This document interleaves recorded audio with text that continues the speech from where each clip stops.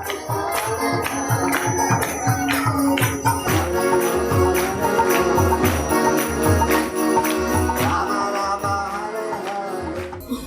कृष्णा। आप सब भक्तों का हार्दिक स्वागत। ओम नमो भगवते वासुदेवाय। ओम नमो भगवते वासुदेवाय। ओम नमो भगवते वासुदेवाय। तो आज हम आपको भगवत विषाद स्कंद एक प्रसिद्ध श्लोक सुनाएंगे। आपने पहले भी सुना हुआ है ये श्लोक, फिर से सुन सकते हैं। समय बचाने के लिए संस्कृत का उच्चारण नहीं करेंगे, अनुवाद तात्पर्य। भागवत सप्तम स्कंद के छठे अध्याय का प्रथम श्लोक। प्रहलाद महाराज ने कहा,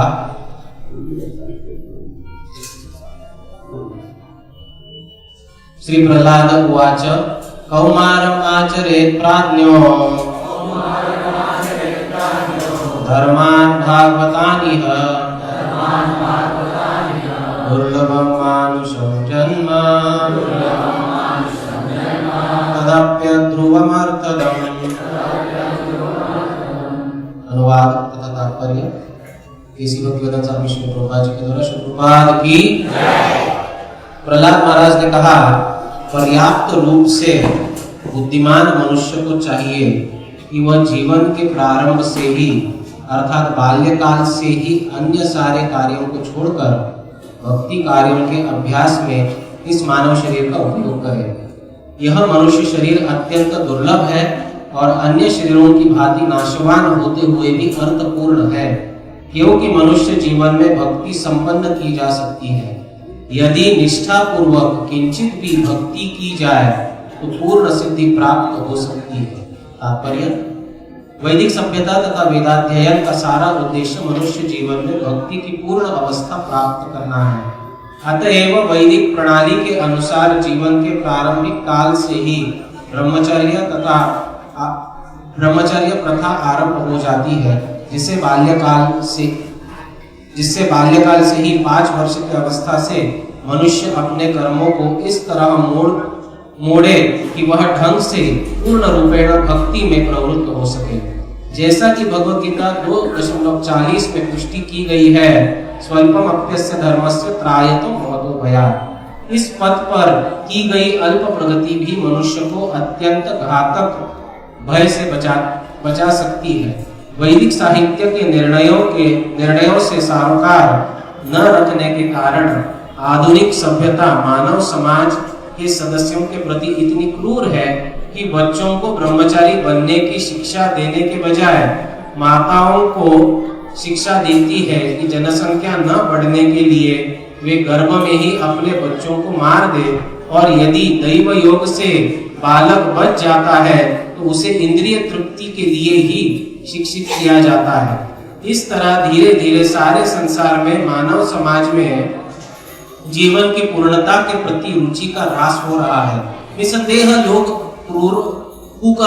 सुकरों की तरह की भांति जी रहे हैं और वे 84 लाख निम्न जीव योनियों में देहांतरण करने की तैयारी करके अपने मनुष्य जीवन अवधि को व्यर्थ गवा रहे हैं। कृष्ण भावनामृत आंदोलन लोगों को भक्ति करना सिखलाकर मानव समाज की सेवा करने के लिए उत्सुक है, जिससे मनुष्य पुनः पशु जीवन में न जा गिरे। जैसा कि प्रहलाद महाराज पहले कह चुके हैं, भागवत धर्म में श्रवणम कीर्तनम विष्णु स्मरणम पाद सेवनम अर्चनम वंदनम दास्यम साख्यम आत्मनिवेदनम निहित है। सारे विद्यालयों, महाविद्यालयों तथा विश्वविद्यालयों में एवं घरों में भी सारे बच्चों तथा तरुणों को पूर्ण पुरुषोत्तम भगवान के विषय में श्रवण करने की शिक्षा दी जानी चाहिए।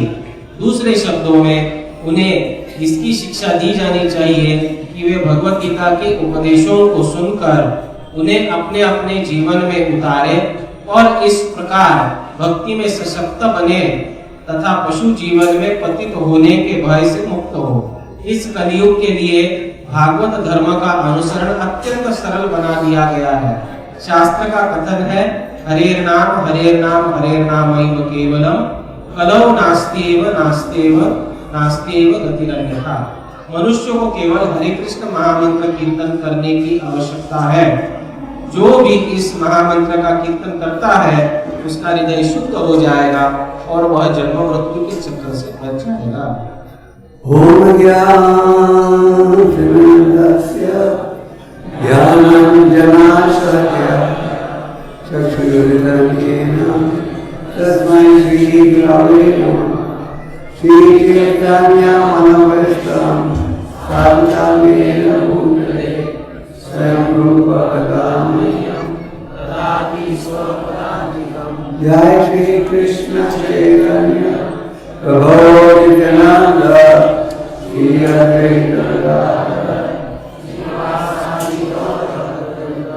हरे कृष्णा कृष्णा कृष्णा हरे हरे, हरे राम राम राम हरे हरे।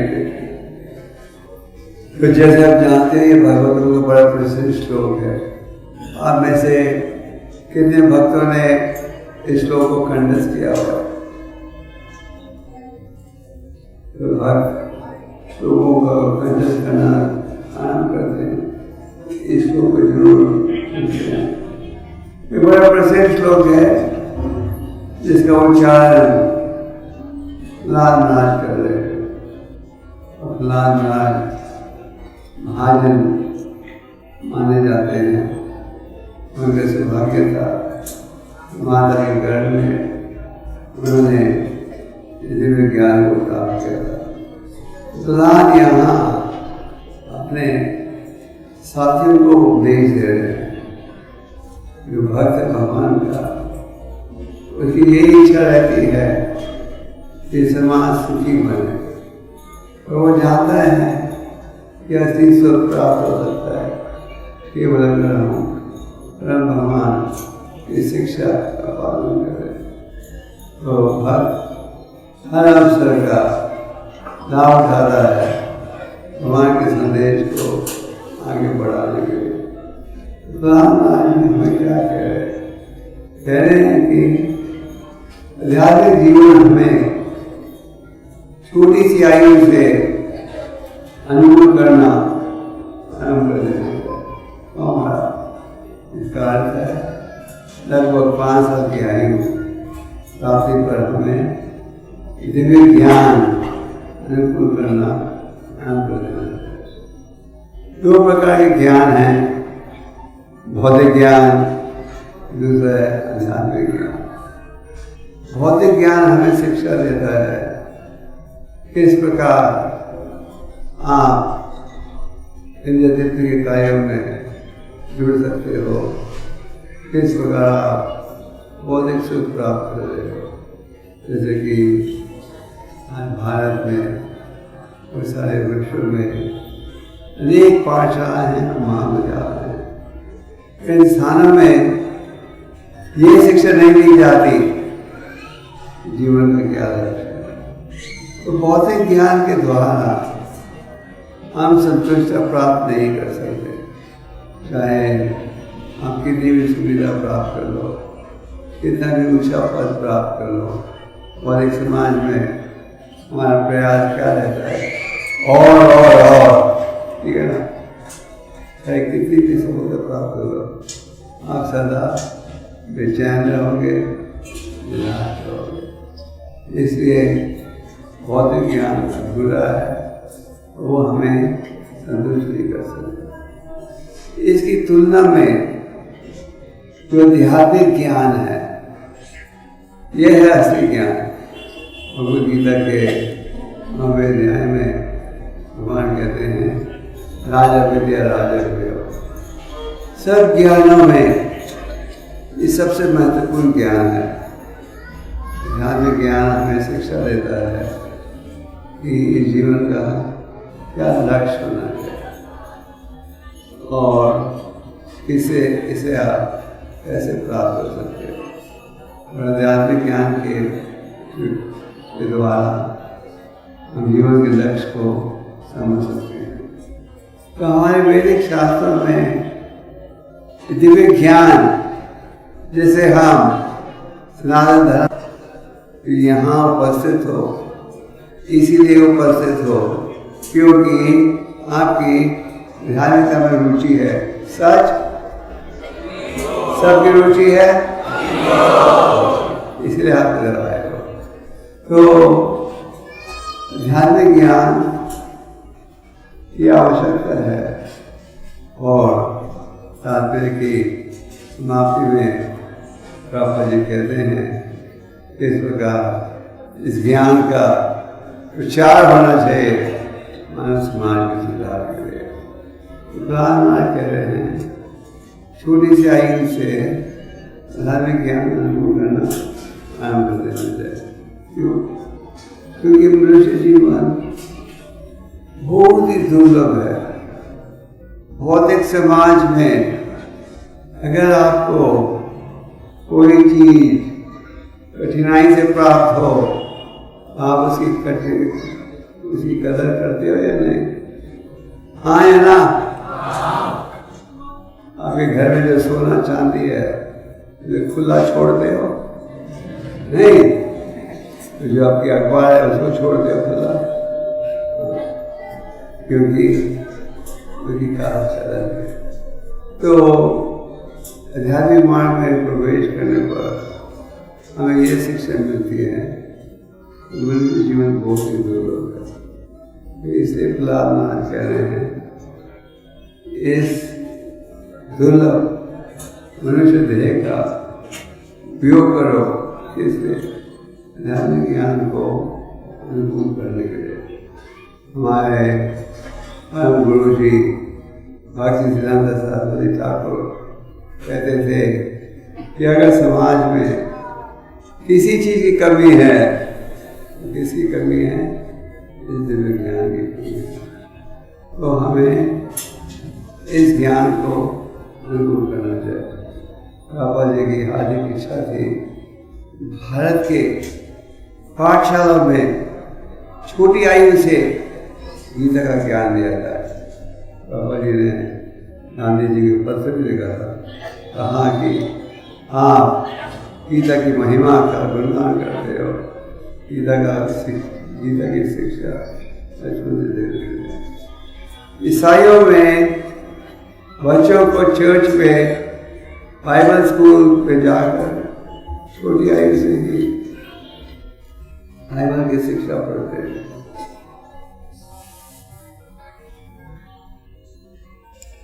मुसलमानों के बच्चे भी छोटी आयु में ही कुरान को पढ़ना सीख लेते हैं और हमारे हिंदुओं में इसमें ये आवश्यक नहीं है। तो शास्त्रीय शिक्षा बहुत ही महत्वपूर्ण है और इस प्रकार मछली को जल के बाहर रखोगे, चाहे कितनी भी अच्छी सुविधा दो, मछली नहीं जी पाएगी। उसी प्रकार हमें भूलना नहीं चाहिए धार्मिक ज्ञान के बिना जीवन अधूरा है। मैंने हिना पशु भी समान, धर्म के बिना ये जीवन पशु समान है। हम सब पशु का जीवन बिता रहे थे। बाबा जी ने हमें इस सुंदर संदेश पहुँचाया जिसके द्वारा हम समझ सकते हैं क्या होना चाहिए हमारा। बाबा 70 साल की आयु में विदेश में गए केवल 40 वर्ष के साथ, क्योंकि उनके मन में यही भावना थी कि गुरु महाराज का जो आदेश है, ये आदेश किस लिए था? समाज को सुखी बनाने के लिए।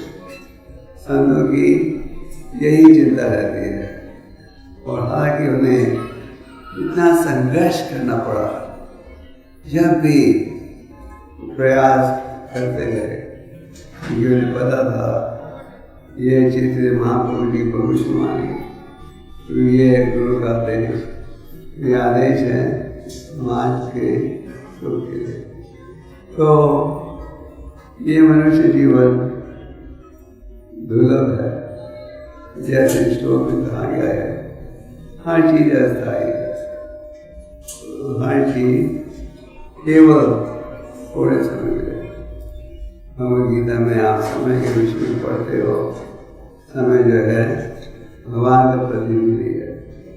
समय क्या करता है? हर चीज को नष्ट कर देता है। आज आपका देह खूबसूरत है, कल यही देह खूबसूरत हो जाएगा। आज आपके पैरों में शक्ति है, कल कमजोर हो जाओगे। आज आप में सुनने की योग्यता है, समय के साथ बहरा बन जाओगे। आज आंखें ठीक है, समय के साथ अंधे भी बन सकते।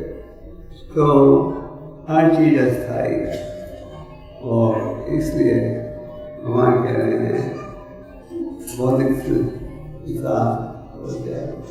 तो वैदिक शास्त्रों का और श्रीमद् भागवत का यही मूल उपदेश है कि हमें भगवान की शरण लेनी चाहिए। भक्त्या माम अभिजानन्ति। भक्ति एक माध्यम है जिसके द्वारा लोग मुझे समझ सकते। तो प्रभुपाद तात्पर्य में कह रहे हैं, आज पूरे विश्व में इस ज्ञान की बहुत आवश्यकता है। कई बार हम सोचते हैं लोगों की रुचि नहीं है इस ज्ञान में, रुचि है तो कई है, भाग्यवान व्यक्ति है जो राह देख रहे हैं कब कोई इसमें का प्रतिनिधि आएगा ये संदेश देगा। तो ये जो प्रचार की सेवा जिसमें हम सब जुड़ते हैं, ये किस देख के हम करते हैं? केवल इसी भाव से कि लोग संदेश को स्वीकार करेंगे, ग्रंथों को स्वीकार करेंगे, पढ़ेंगे, अपने जीवन को बना सकेंगे। तो प्रधान महाराज उन्हें अनेक कठिन परिस्थितियों का सामना करना पड़ा। उनके पिता प्रसन्न नहीं थे क्योंकि बेटे का आकर्षण था उनके शत्रु के प्रति, और पिता ने क्या नहीं किया जब उन्होंने देखा कि बेटा उनके आदेश का पालन नहीं कर रहा, तो पहाड़ों से फेंका, जेल सांपों ने घेरा, आदि चरण पर जब भी भगवान ने उनकी रक्षा की। तो एक रूप से आप कह सकते हो कि जो शास्त्र की शिक्षा है पूरे मानव समाज के लिए है। बाबा ने ग्रंथ का अनुवाद अंग्रेजी भाषा में किया, रामायण का अनुवाद हर प्रसिद्ध भाषा में हो गया है, और आज सारे विश्व में लोग इन ग्रंथों को पढ़ने लगे। क्यों? क्योंकि इन ग्रंथों में है दिव्य ज्ञान, अति ज्ञान, राजा विजय राजा, और इस ज्ञान के योग से हम जीवन को सफल बना सकते हैं।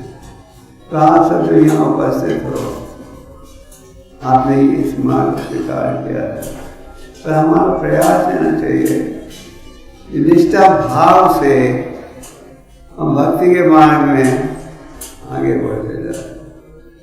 और उसका लक्षण क्या है?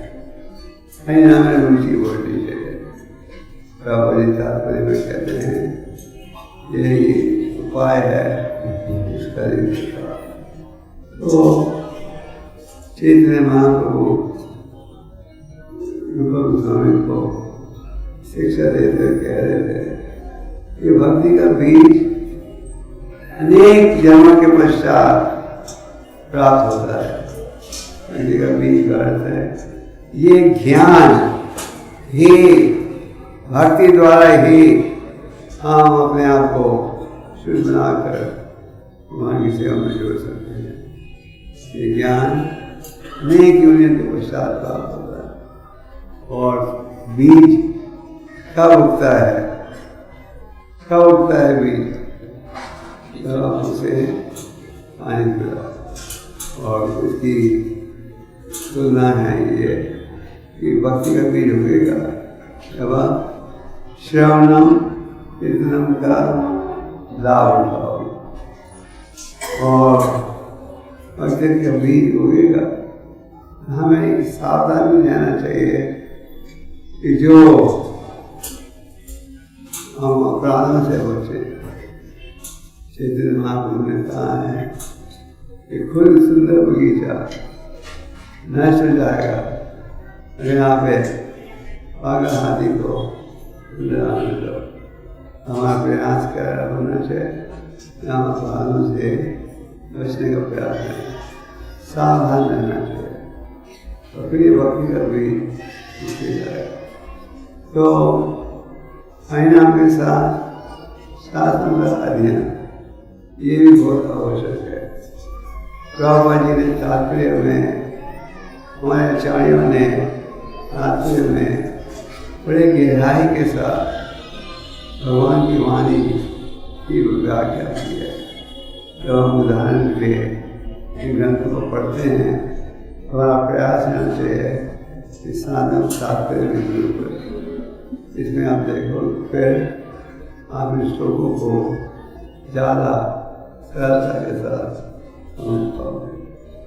और प्रभुपाद जी कहते थे हमारी सेवा केवल ग्रंथों का विस्तृत नहीं, तो ग्रंथों का अध्ययन भी आवश्यक है और प्रयास करेंगे तो सफलता प्राप्त करेंगे। चैतन्य महाप्रभु के आदेश के अनुसार नित्यानंद और हरिदास घर घर जा रहे थे, कईयों ने तो उनका बड़े उत्साह से स्वागत किया। संत आ गए हैं हमारे घर को शुद्ध बनाने के लिए, बताइए क्या है संदेश। वो संदेश दे देते, बोलो कृष्ण भजो कृष्ण, बोलो कृष्ण शिक्षा, कृष्ण नाम लो, उनकी उपासना करो, उनकी शिक्षा को स्वीकार करो। तो कई स्थानों में उनका विरोध भी हुआ, कई स्थानों में उन्हें दोष दिया गया, ये तो जासूस है, आए हमारे घर में एक निकलेगा। जब भी वो प्रचार कर गए तो ये प्रचार की सेवा जैसे गीता जलने के उपलक्ष्य हम प्रयास करते हैं गीता बांटने के लिए। क्यों?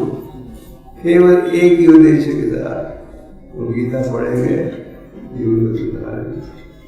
मुझे याद है जब हम आपके पूना शहर में आए थे बाबा जी के साथ 1976 में, मनोहर जी ने हमें निमंत्रण दिया था। उस समय उसके थोड़ी देर बाद पहला केंद्र खुला था पूना में, एक भक्त मिल गए। आज आप हजारों भक्तों का दर्शन लेते हो। क्यों? ये है ग्रंथों का प्रभाव और प्रचार का प्रभाव। तो हमें गंभीरता के साथ हरि नाम को स्वीकार करना चाहिए, गंभीरता के साथ शास्त्रों का अध्ययन करना चाहिए।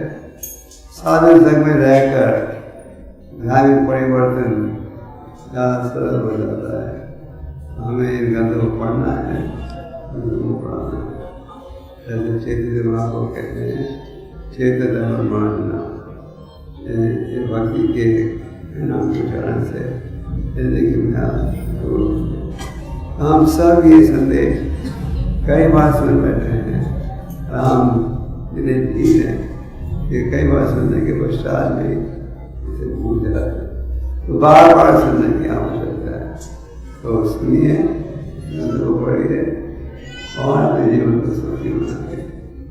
और ये है हरि शांति का उपाय। और आज इस्कॉन एक संस्था है सारे भारत और विश्व में जो कि वैदिक संस्कृति का असली संदेश का प्रचार कर रहे हैं। और भगवान गीता में क्या कहते हैं, सब भक्तों में सबसे प्रिय कौन है जो मैं प्रचार करता है। उससे ज़्यादा प्रियता अगर हुआ है तो होगा। अगर आप वहाँ के प्रिय बनना चाहते हो, क्या करना चाहिए? क्या करना चाहिए? आप सब कर रहे हो और इस माध्यम कई बार लोग पूछते हैं कोई शॉर्टकट नहीं है भक्ति के नाम में? ये है शॉर्टकट। आप बचा की सेवा में जुड़ो, भगवान की कृपा प्राप्त करो। हरे कृष्ण।